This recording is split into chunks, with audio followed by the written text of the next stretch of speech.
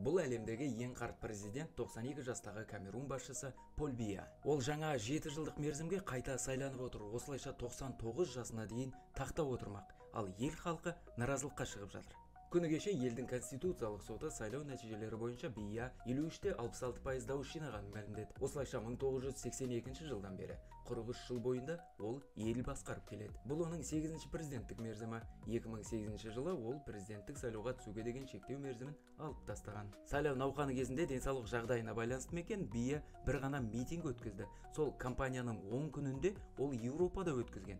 Немен айналысқаны белгісіз. Сайлауға тағы 9 кандидат қатысты. Олардың екеуі Бияның одақтастары. Сайлауға қатысу үшін министрлік қызметтерін тастаған. Ал негізгі қарсыласы оппозиция жетекшісі 71 жастағы Морис Камптоны билік шілде айында сайлауға өткізбей қойған. Бұл шешімді конституциялық сот та растаған, бірақ ел халқы мұны саяси айла деп қабылдады. Ешқашан сайлау өткізіп көрмеген Бия осы жолы да фаворит саналып отыр. Алайда бір қызық бар, шет елдерде өткізілген сайлауларда оның қарсыласы оппозиция өкілі жеңіске жетіп отырған. Иссе Чирома Бакари ресми нәтижелер жарияланбай тұрып өзін жеңімпаз деп мәлімдеді. Ресми мәлімет бойынша Чирома 35,2% дауыс жинаған. Өзі де жақтастары да президентті сайлау нәтижелерін бұрмалау мен заң бұзушылықтар болды деп айыптап отыр. Ал Камерун диаспорасы әлем бойынша негізінен Чироманы қолдаған. Азия мен Таяу Шығыста ол 68,21 дауыс, Еуропада 62,79%, ақш-та 66,75% дауыс жинаған. Сол сияқты Эфиопиядан Сенегалға дейін басқа африкалық елдерде тұратын камерундықтардың шамамен